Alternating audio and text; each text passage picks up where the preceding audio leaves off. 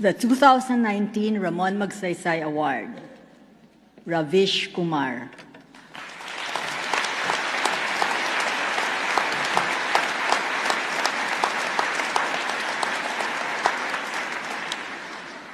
The world's largest democracy, India, has seen the space for an independent and responsible Indian press shrink over the past years. The factors behind this are many. A changing media landscape because of new information technologies, the increased marketization of news and opinions, growing government control, and most worrisome, the rise of popular authoritarianism and religious, ethnic, and nationalist fundamentalisms with their consequent divisiveness, intolerance, and susceptibilities to violence. An important voice against these threats is television journalist Ravish Kumar. Raised in Jitwarpur village in Bihar, northeast India, Ravish pursued postgraduate studies in history in Delhi University. In 1996, he joined New Delhi Television Network, or NDTV, one of India's leading TV networks, and worked his way up from being a field reporter. After NDTV launched its 24-hour Hindi-language news channel, NDTV India, he was given his own daily show called Primetime, reaching a Hindi-speaking audience of 422 million. Today, as NDTV India's managing editor, Ravish is one of India's most influential TV journalists. His more important distinction, however, comes from the kind of journalism he represents. In a media environment threatened by an interventionist state, toxic with jingoist partisans, trolls, and purveyors of fake news, and where the competition for market ratings has put the premium on media personalities, tabloidization, and sensationalism, Ravish has been most vocal on insisting that the professional values of sober, balanced, fact-based reporting be upheld in practice.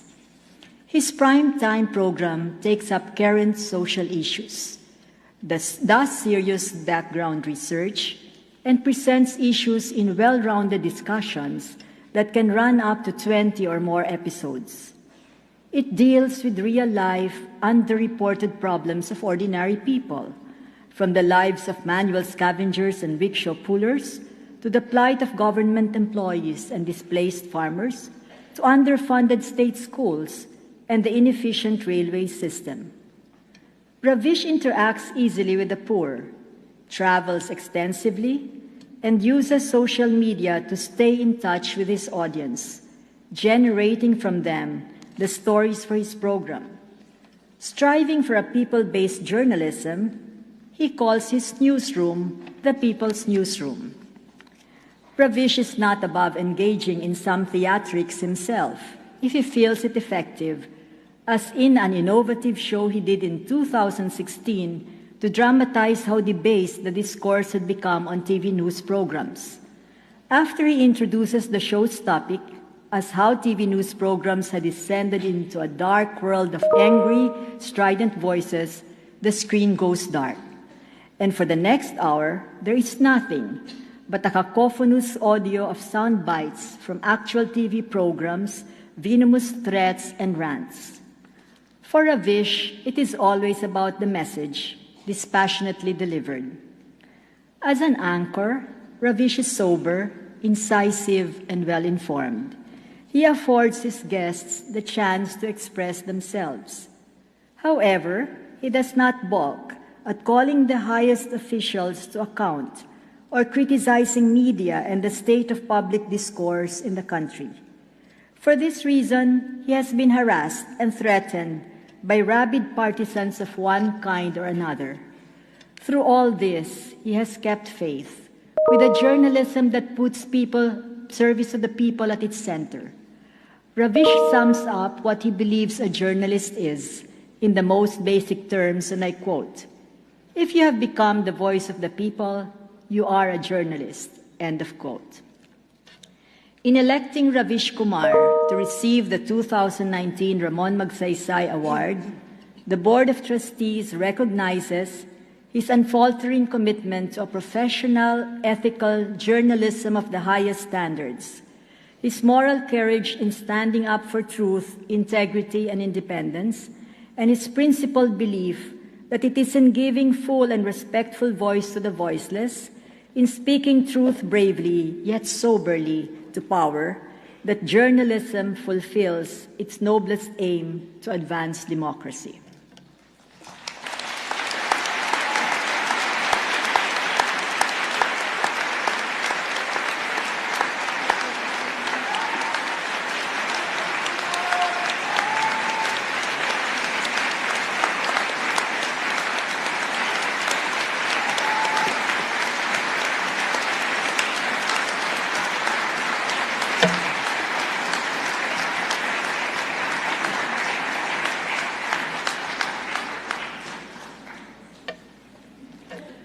Ravish Kumar of India will now deliver his response.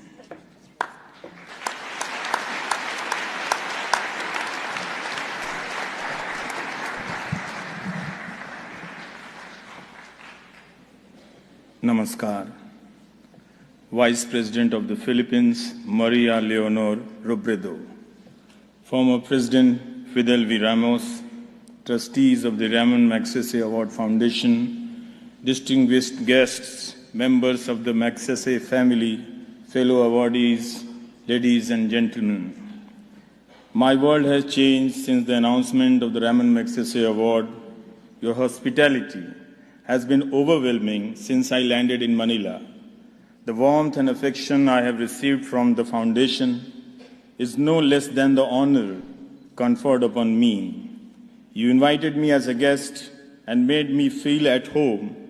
Now I feel like a part of your family. Usually, award ceremonies are brief affairs, but this is different. It has been a humbling experience and makes me feel more responsible than before. Inequality is mostly measured in terms of health and economy, but the time has come for us to take cognizance of knowledge inequality as well. When resources for quality education have confined to a few cities, we cannot even begin to imagine what are the repercussions of this inequality in smaller towns and villages. Clearly, the source of knowledge for a vast multitude is the propaganda machine of WhatsApp University. One cannot entirely blame today's youth, since they have been denied quality education and information. It becomes all the more important to evaluate the crisis of media in this context. If media too begins to function like the WhatsApp University with fake news and fake knowledge, what then would be the consequences for society? It is a good sign that India's citizens have begun to understand this. That is why the congratulatory messages that I am receiving are also replete with worries on how the media has turned rogue in India.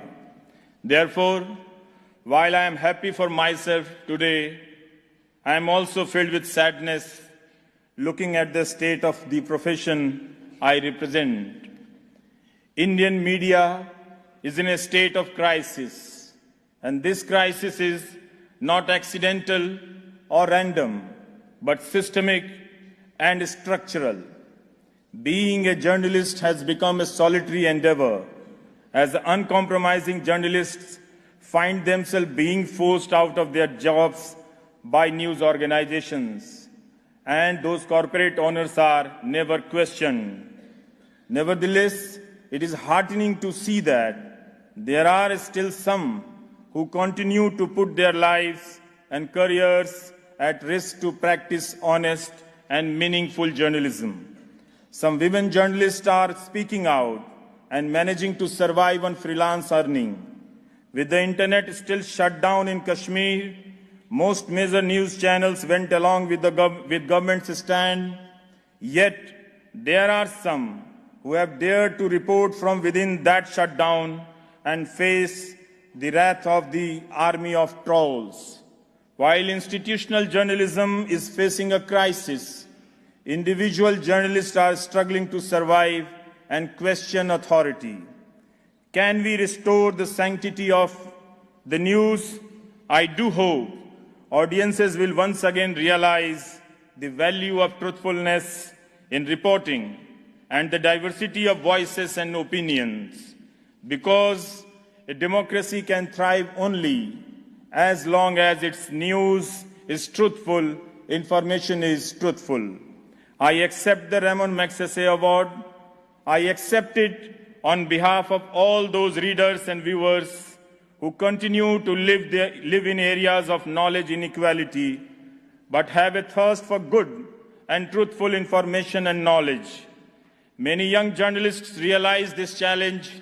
I am confident that in times to come, they will be able to restore the meaning of true journalism.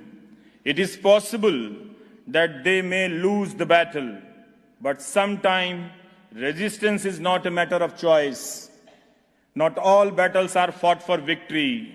Some are fought for simply to tell the world that someone was there on the battlefield. I accept this award on behalf of all such journalists, and I thank my millions of viewers of NDTV. I thank my wife, life partner Noena, my two lovely daughters, Tanima, Tanisha, and childhood friend Anurag. Once again, I thank the Ramon Magsaysay Award Foundation. Jai Hind.